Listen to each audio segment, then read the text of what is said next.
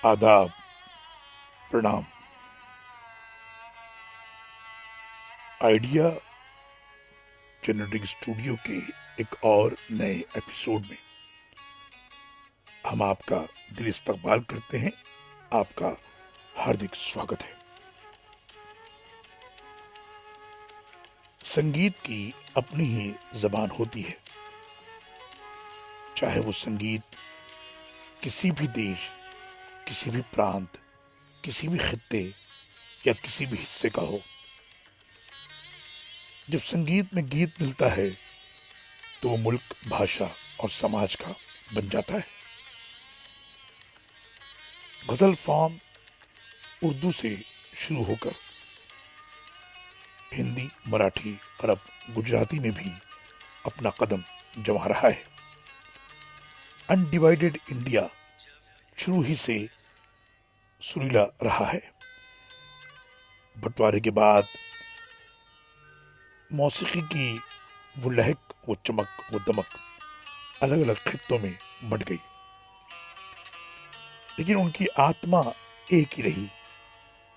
इसलिए तो कहा जाता है कि कला का कोई रंग, कोई रूप, कोई धर्म नहीं होता। कला का अपना रंग, अपना रूप और अपना धर्म है। 18 जुलाई 1938 में झुंझुनू राजस्थान में जन्मे मेहदी हसन का फन भी उसी श्रेणी में आता है। उनकी आवाज की खनक ने सरहद के सारे पुल पार कर लिए। उन्होंने कई शायरों के कलाम को अपने सुरों में सजाकर एक नई तारीख रकम की है। सुरों की मलका लता मंगेशकर ने 1977 में दिल्ली में हुए एक कॉन्सर्ट में कह दिया था कि ऐसा लगता है कि उनके गले में भगवान बोलते हैं। 1957 से लेकर 1999 तक के दौर को मेहदी हसन साहब के लिए एक सुनहरा दौर माना गया है। अगर ये कहा जाए कि उनकी ग्रूमिंग म्यूजिकल थी तो गलत नहीं होगा। उनके पिता उस्ताद अजीम खान और अंकल उस्ताद इस्माइल खान की छत्र छाया में उन्होंने राग रागनियों को समझा और साजों से पहचान की। उनके दोनों ही उस्ताद ध्रुपद सिंगर थे। मेहदी हसन ने बहुत ही कम उम्र में अपने भाई के साथ परफॉर्मेंस देने शुरू कर दिए थे। 20 साल की उम्र में वो अपने परिवार के साथ पाकिस्तान हिजरत कर गए। वहां उनका शुरुआती दौर माली तौर पर बहुत बुरा रहा। उन्होंने साइकिल की दुकान पर नौकरी की, फिर कार और डीजल ट्रैक्टर के मैकेनिक बने। इतनी माली परेशानियों के बावजूद भी उन्होंने कभी रियाज नहीं छोड़ा। 1957 में उन्हें बहसियत ठुमरी सिंगर के रेडियो पर गाने का मौका मिला। मौसीकी जगत के लोग उन्हें जानने लगे। उनका लगाव उर्दू शायरी की तरफ था, लेकिन वो उर्दू गजलों से कोसों दूर थे। फिर उन्होंने सिर्फ तजुर्बा हासिल करने के लिए गजल को वक्त गुजारी का शौक बनाया। उसी बीच उनके फिल्म शिकार का एक गाना मशहूर हुआ। गाने के बोल थे, नजर मिलते ही दिल की बात का चर्चा हो जाए। फिर आई उनकी फिल्म फिरंगी। 1964 में बनी इस फिल्म में फैज अहमद फैज की गजल गुलों में रंग भरे बादे नौ बहार चले, चले भी आओ के गुलशन का कारोबार चले। इस गजल के साथ वो उरूज के आसमान की तरफ रवां तवां हो गए। फिल्म, टीवी, थिएटर, अदाकारी, हिदायतकारी, गुलकारी को सिर्फ एक मौका चाहिए होता है और वो फनकार लोगों के दिलों में अपनी जगह फौरन बना लेता है। अब मेहदी हसन साहब को अपने माजी की जानिब नहीं देखना था।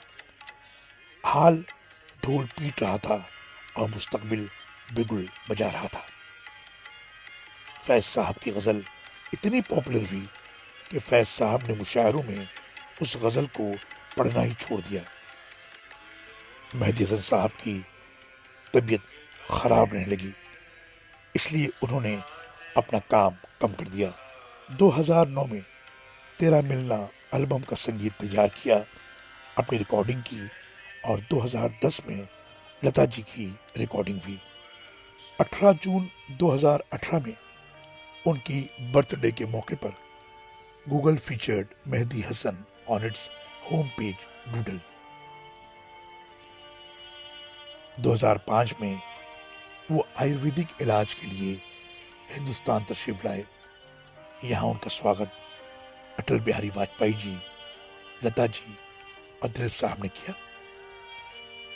یہاں سے جب وہ اپنے وطن واپس گئے تو انہیں اسٹروک آیا، اور جس آواز کا لوہا پوری دنیا مانا کرتی تھی وہ ختم ہو گئی۔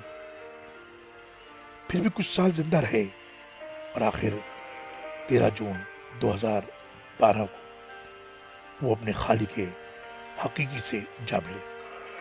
خدا انہیں جنت الفردوس میں اعلیٰ مقام عطا کرے۔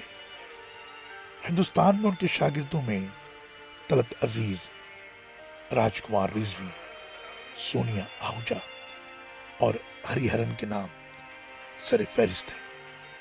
ان کی گائی بھی کچھ شہرا آفاق غزلیں ہیں۔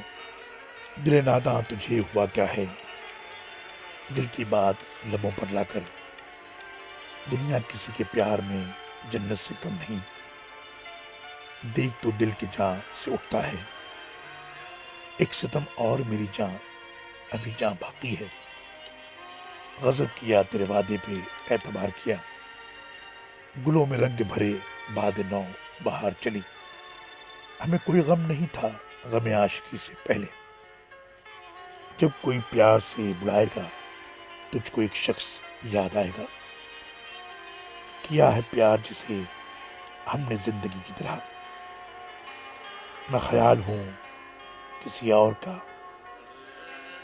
محبت زندگی ہے اور تم میری محبت ہو، ناوک انداز جدھر دیدے جانا ہوں گے، پتا پتا بوٹا بوٹا حال ہمارا جانے ہے، رفتہ رفتہ وہ میری ہستی کا ساما ہو گئے، رنجش سہی دل ہی دکھانے کے لیے الٹی ہو گئی سب تدبیریں، کچھ نہ دوا نے کام کیا۔ آئیڈیا جینیٹک اسٹوڈیو سروں کے جادوگر مہدی حسن صاحب کو خراج عقیدت پیش کرتا ہے۔